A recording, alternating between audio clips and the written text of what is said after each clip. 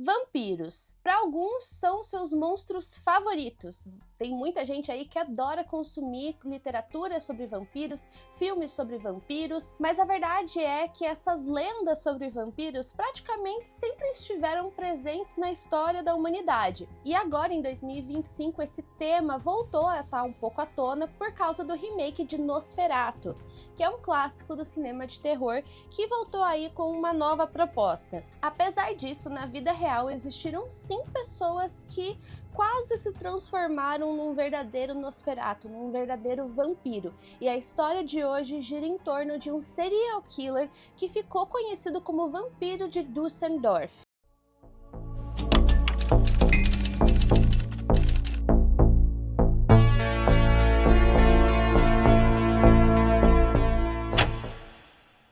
Antes da gente começar a história desse serial killer, é muito importante a gente entender o termo vampirismo. O vampirismo se enquadra como uma parafilia, que a gente pode traduzir de maneira simples aí esse termo como um fetiche sexual incomum, ou seja, que foge ali do que a maioria das pessoas tem como fetiche sexual. Só que alguns indivíduos acabam evoluindo essa parafilia para um transtorno parafílico, e aí sim, isso se torna um problema. No vampirismo, as pessoas sentem prazer sexual em beber sangue ou ver sangue, mas, sobretudo, beber o sangue em si. Muitas pessoas praticam esse fetiche com consentimento e seguindo uma série de normas, tanto que existia um site chamado Sanguinários, em que nele você encontrava as informações de como fazer a ingestão do sangue de maneira segura. Eles ressaltavam, por exemplo, que você tinha que estar com os exames de sangue em dia e ressaltavam muito que a pessoa que estava ali participando desse ato com você tinha que estar consentindo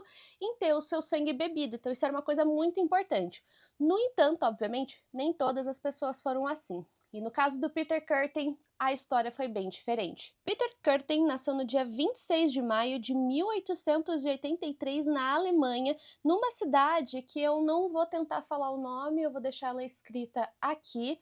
Inclusive, como esse caso se passa na Alemanha, provavelmente eu vou pronunciar alguns nomes errados e já peço desculpas por isso. Ele era o terceiro filho de um casal que tinha 13 filhos, sim, a família era imensa. No entanto, desses 13 filhos, 2 acabaram falecendo muito jovens, e como vocês devem saber, nessa época era comum que pessoas falecessem ainda muito jovens por conta de inúmeras doenças e de tratamentos que não existiam na época. Além disso, outro problema que a família enfrentou foi com o pai do Peter, que era alcoólatra e frequentemente abusava verbalmente e psicologicamente de todos os membros da família, mas especialmente da mãe do Peter. Só que claro que isso de forma alguma vai justificar os crimes que ele vai cometer no futuro. No entanto, com o falecimento dos 2 irmãos que eu mencionei anteriormente, o Peter acabou se tornando o filho mais velho da família e, consecutivamente, acabou se tornando o filho que mais sofria agressões do pai. Além disso, a família do Peter não tinha muito dinheiro, então eles viviam em uma casa que praticamente era um cômodo só, e muitas vezes, depois de noites de bebedeira, quando o pai retornava para casa, ele acabava abusando sexualmente da mãe do Peter na frente de todos os filhos. E, infelizmente, conforme as irmãs do Peter foram crescendo, elas também passaram a ser vítimas de abuso. Ou seja, fica bem claro ali que era um lar extremamente terrível para todos que estavam ali. Bom, obviamente o Peter não conseguiu criar super laços ali com o pai dele, e por conta disso ele acabou se aproximando muito com um vizinho que morava ali próximo, que era caçador de cães. Essa amizade se iniciou quando Peter tinha mais ou menos 10 anos de idade. No entanto, esse cara era extremamente sádico e ensinou o Peter a caçar outros animais e também vários outros comportamentos agressivos. Então ele não só aprendeu a matar esses animais, como também ele aprendeu a torturar. Inclusive, foi por volta dessa mesma idade que o Peter cometeu o seu primeiro crime. Um certo dia, o Peter e mais 2 amiguinhos que tinham a mesma idade, ali por volta de 10, 12 anos, decidiram fazer um passeio até um rio chamado Rio Reno. A ideia deles era pescar e passear ali num barquinho que eles tinham. No entanto, de acordo com o que se fala da história do Peter, um desses amigos não sabia nadar e o Peter sabia muito bem disso, e enquanto eles estavam dentro do barco, o Peter teria empurrado propositalmente esse amigo que não sabia nadar. Enquanto isso, o outro amigo acabou se desesperando e pulou do barco para tentar salvar o amigo que não sabia nadar. E o que o Peter fez foi empurrar a cabeça dos dois debaixo da água até que, infelizmente, os dois acabassem falecendo. A história na época foi vista por todos como uma grande tragédia. Obviamente, ninguém suspeitaria de uma criança de 10 anos e acredita-se que o Peter foi o responsável por essas mortes e que esse teria sido seu supostamente, né? Esse teria sido seu primeiro crime. Com 13 anos, o Peter conheceu a sua primeira namorada, eles começaram a ter um relacionamento. No entanto, essa menina não queria ter relações sexuais antes do casamento. Então, de acordo com o próprio Peter, nessa época, já que ele não conseguia, né, ter as relações ali que ele queria, e ele tinha uma libido altíssima, ele decidiu começar a abusar de animais. E durante o ato, ele costumava machucar esses animais justamente para ver o sangue escorrendo. A gente vê aí a questão do sangue se iniciando numa idade relativamente jovem do Peter. Eventualmente, o relacionamento do Peter com essa outra garota acabou terminando e aos 16 anos, o pai do Peter acabou sendo preso pelo abuso que ele cometia contra as irmãs. Mas pelo que eu entendi fazendo o roteiro dessa história, o pai do Peter acabou não ficando preso por muito tempo. Em 1897, ele passou a incentivar o filho a largar a escola. E foi justamente isso que ele fez. Então o Peter largou a escola e começou a trabalhar. Mas, ao mesmo tempo que ele trabalhava, ele também praticava crimes, principalmente roubos, de coisas pequenas, né, pequenos furtos, mas, mesmo sendo pequenos furtos, continua sendo um crime e foi aí que ele foi preso pela primeira vez. Ele foi liberado da prisão em 1899, mas logo depois ele continuou nessa vida de realizar pequenos furtos, né, pequenos roubos,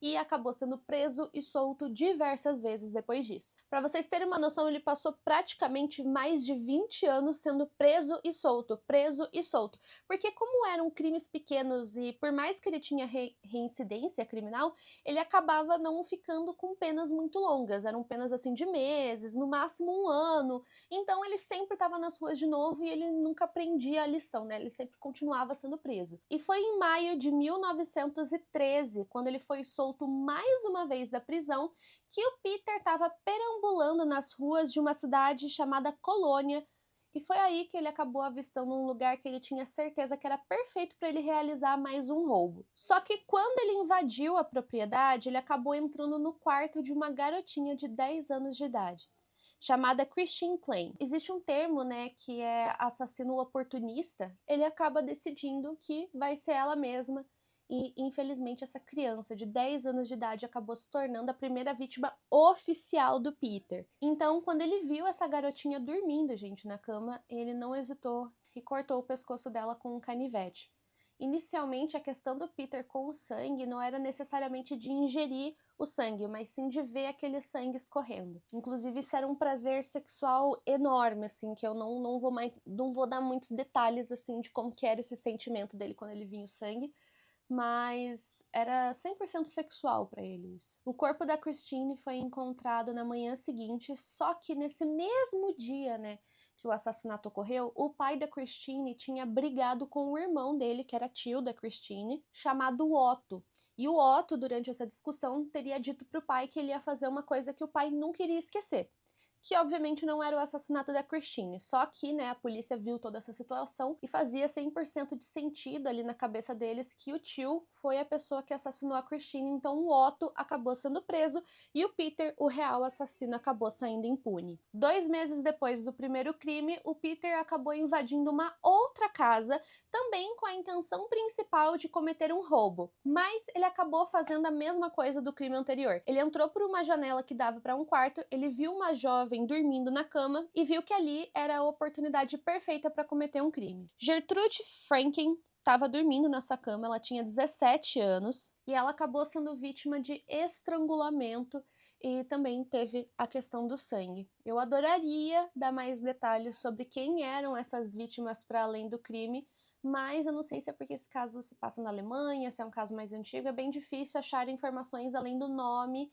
e da idade dessas vítimas, né? Eu, inclusive, quero ver se eu vou conseguir achar foto de todas elas. Não sei se vai dar, mas vamos ver. Apesar da grande semelhança entre os crimes, a polícia acabou não conectando os casos na época. No entanto, se vocês gostam de história assim como eu, vocês devem imaginar que mais ou menos nessa mesma época ia rolar algo marcante na história da humanidade, que foi a Primeira Guerra Mundial. E o Peter acabou sendo convocado para lutar na Primeira Guerra Mundial. Então, até 1921, ele não cometeu nenhum crime porque ele estava na guerra. Inclusive, enquanto ele esteve no exército, ele foi preso porque ele arrumou problemas ali. E, inclusive, ele adorava quando ele era preso ali no exército, porque ele podia ficar na cela sem fazer nada, apenas criando essas fantasias sexuais que ele tinha. Depois que ele foi solto, ele foi morar com uma irmã dele na cidade de Allenburg, e lá ele conheceu aquela que seria a sua futura esposa, que era ex-prostituta e que passou 4 anos presa por ter matado um homem que havia abandonado ela no altar. Mas apesar dela ter matado o quase marido dela, ela se arrependia profundamente do crime. Tipo, ela realmente, gente, se arrependia muito e ela achava que, sei lá, ela tinha que pagar pelos pecados que ela tinha cometido. Então, apesar do crime, ela realmente se arrependia, de acordo com o que eu pesquisei. Tanto que ela foi uma das primeiras pessoas a suspeitar do Peter e também encorajar que as vítimas dele fizessem denúncias. Durante o casamento, ela acabou descobrindo que o Peter tinha molestado, né, tinha abusado de 2 crianças, e ela começou a incentivar essas crianças que elas fossem fazer a denúncia. Eu não sei se por questões da época ela não podia fazer a denúncia, eu sinceramente não duvido. Tem problemas para fazer a denúncia até hoje, eu não sei se no caso a vítima tinha que fazer a denúncia, não podia ser uma terceira pessoa, mas ela incentivou muito que essas crianças fossem realizar essa denúncia. E também, uma outra dúvida que eu fiquei, sinceramente, foi a questão do divórcio, mas eu sei que em várias regiões da humanidade nessa época, a mulher não podia tomar a iniciativa do divórcio, né? Então, tem essa questão que eu acho que vale a pena refletir. Mas esse incentivo acabou dando certo e as meninas fizeram a denúncia e o Peter foi preso novamente. Só que, pasmem, ele ficou só 6 meses preso. Em 3 de fevereiro de 1929, o Peter Curtin já estava nas ruas e nisso ele começou a perseguir mais pessoas. Uma dessas pessoas foi uma idosa chamada Apollonia Kahn, que estava fazendo a sua caminhada, e quando Peter viu essa senhora como uma vítima em potencial, ele acabou se escondendo em um arbusto, e quando essa senhora passou perto do arbusto, ele pulou e puxou ela para dentro da mata, e ela acabou sendo esfaqueada 24 vezes com uma tesoura. Nessa segunda fase de crimes, o Peter começou a usar a tesoura como arma do crime. E o caso do Peter, eu acho que ele é um ótimo exemplo para uma coisa que eu venho falando na internet há muito tempo, que a gente tem que parar de achar que todo serial killer tem um padrão super determinado e certinho. Porque muitas vezes isso não acontece e acaba sendo uma avaliação perigosa do que realmente ocorre. Porque no caso do Peter, pasmem, gente, isso era 1920, década de 20, década de 30. Não existia até então estudos intensos sobre serial killer. E detalhe, o Peter Curtin foi responsável para que na Alemanha, no alemão, originasse o termo serial killer. Antes dele não tinha isso. E apesar disso, ele tinha uma consciência de que se ele sempre matasse exatamente da mesma forma, a polícia ia perceber mais rápido e iria conectar os crimes, e isso ia ser um problema. Então, vocês vão ver que ele começa com faca, troca para canivete, tem estrangulamento em alguns casos, ele passa a usar tesoura, daqui a pouco ele vai trocar de arma de novo, que vocês vão ver. Então, vocês entendem por que é um problema? Alguns serial killers têm essa consciência, então é sempre importante a gente tirar essa concepção errada da cabeça. Em 8 de fevereiro de 1929, ele acabou assassinando uma garota de 9 anos chamada Rosa Oliger, e em seguida acabou incendiando o corpo da criança para que dificultasse a sua identificação. 5 dias depois, em 13 de fevereiro, o Peter assassinou um mecânico de 45 anos chamado Rudolf Scher no subúrbio de Flingen North. O Rudolf tinha 45 anos. Inclusive, vocês percebem que do nada ele acaba decidindo tirar a vida de um homem, e até onde se sabe, a intenção dele com esse crime foi justamente a polícia não conseguir conectar os crimes, porque todas as vítimas eram mulheres até então, aí ele decide matar esse homem para tentar dar esse nó na cabeça da polícia. Inclusive, né, falando em dar nó na cabeça da polícia, pra vocês verem que realmente essa era a intenção dele, quando esse crime foi descoberto, como vocês devem imaginar, a polícia fechou a cena do crime e as pessoas descobriram o que estava acontecendo e o Peter foi até a cena do crime, junto com outras pessoas, para ver o que estava acontecendo e nisso ele deu uma pista falsa para a polícia falando que ele tinha visto uma movimentação suspeita de um homem, descreveu a aparência desse homem na noite anterior. Então a gente vê que realmente a intenção dele era despistar a polícia. E não só essa questão de gêneros diferentes, né, como também idades diferentes, né, porque eram mulheres de diferentes faixas etárias, né, desde crianças até mulheres idosas. Em agosto de 1929, os assassinatos dele chegaram no maior ápice, né, de todo esse caso, quando ele tirou a vida de 6 pessoas em um único mês. Em 11 de agosto, o Peter acabou assassinando a Maria Ham. Inclusive, ele disse para a polícia que ele tinha a intenção de crucificar o corpo dela em uma árvore para que na manhã seguinte todo mundo visse aquela cena, só que ele acabou desistindo porque o corpo dela era muito pesado. Na manhã do dia 21 de agosto, ele esfaqueou aleatoriamente uma garota de 18 anos, um homem de 30 anos, uma mulher de 37 anos em ataques separados. Todas essas pessoas sobreviveram, mas ficaram gravemente feridas. E tudo que elas conseguiam dizer para a polícia é que quando o agressor se aproximou delas, ele não disse nenhuma palavra, ele apenas começou a esfaquear elas. Depois disso, ele assassinou 2 irmãs que tinham 5 e 14 anos de idade. E foi essa, oficialmente, a primeira vez que se sabe que o Peter provou sangue humano. No mês seguinte, setembro de 1929, ele continuou os crimes dele, só que dessa vez ele decidiu trocar de arma, porque ele estava usando faca até então, e ele decidiu começar a usar o martelo como arma. Com o martelo, ele acabou assassinando uma mulher chamada Ida Hilter, de 31 anos, e a Elizabeth Dorher, que tinha 22 anos. Além disso, ele tentou tirar a vida de mais 2 mulheres também amarteladas, mas esses crimes acabaram não acontecendo porque o martelo acabou quebrando durante o ato.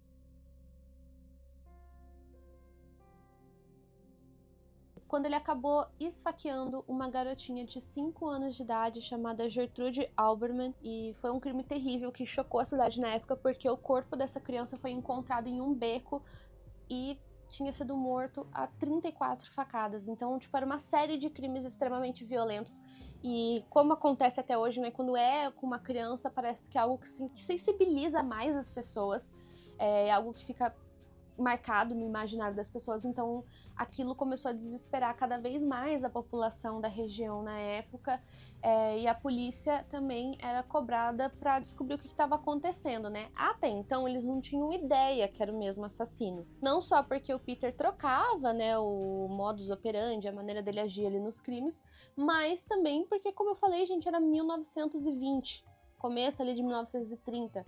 Serial killers vão ser começados a serem estudados ali na década de 60, 70, mais ou menos. Então, era bem antes de tudo isso. Então, em 14 de maio de 1930, uma garota acabou chegando ali na região. Ela era uma desconhecida, ninguém sabia quem era ela. Essa garota tinha 20 anos e ele acabou achando essa menina muito bonita e atraente. O nome dela era Maria Budlik e ela foi ali na região da colônia justamente para tentar uma nova vida, e o Peter decidiu seduzir ela já com segundas intenções. Foi aí que o Peter teve a ideia de falar que ele conhecia um albergue que estava precisando de uma funcionária, e ele disse que seria a oportunidade perfeita para Maria. Só que ele disse que antes dele levar ela para esse tal albergue, ele precisava passar na casa dele para pegar algumas coisas para daí ir até o albergue e levar ela, né, para ela conhecer, fazer a entrevista de emprego.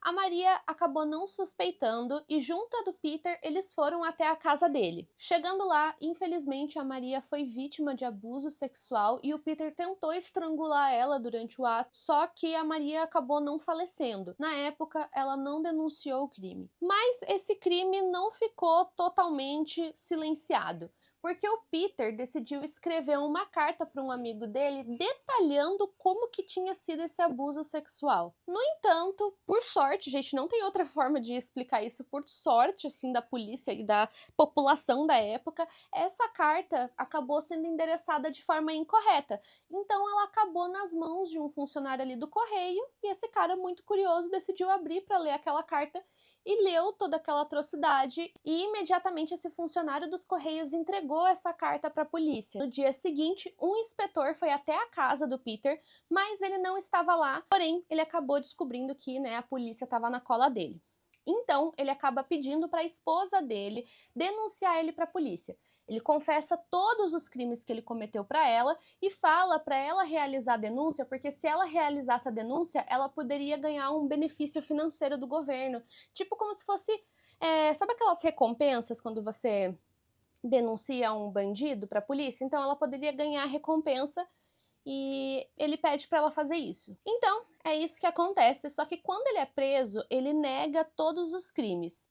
Só que logo depois ele volta atrás e confessa todos os crimes sem demonstrar nenhum tipo de arrependimento de acordo com os policiais. Ao todo, ele admitiu 68 crimes, incluindo 10 assassinatos e 31 tentativas de homicídio. E quando perguntado por que ele cometeu esses crimes, ele disse que foi uma vingança pelos abusos que ele sofria na infância.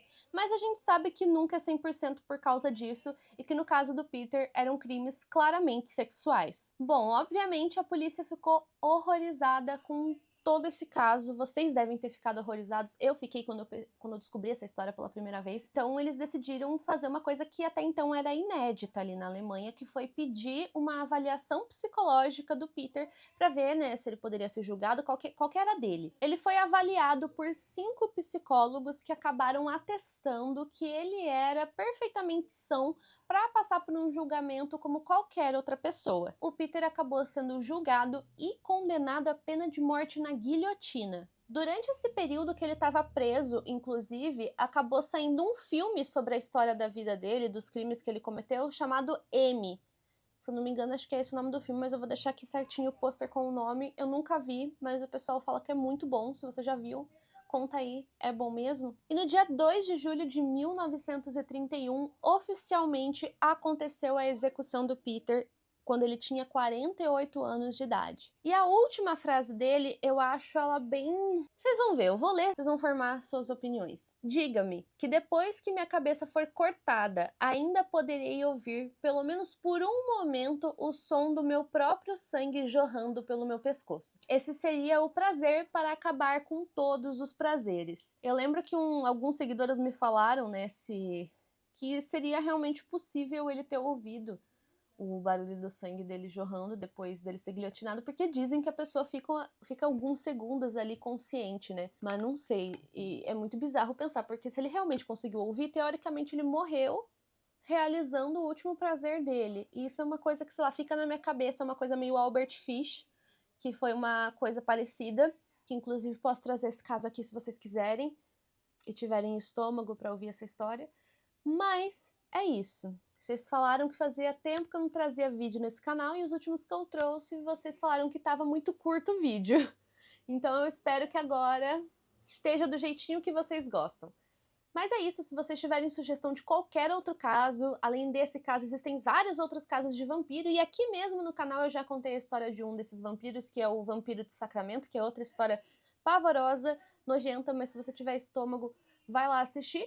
E se é a tua primeira vez aqui no canal e chegou até o final, curta o vídeo, porque eu não trago muito vídeos aqui, porque eu tô tentando ainda encaixar isso na minha rotina, mas se vocês me apoiarem, gostarem muito, comentarem muito e se inscreverem, posso talvez ficar mais animada para trazer mais conteúdo para vocês aqui.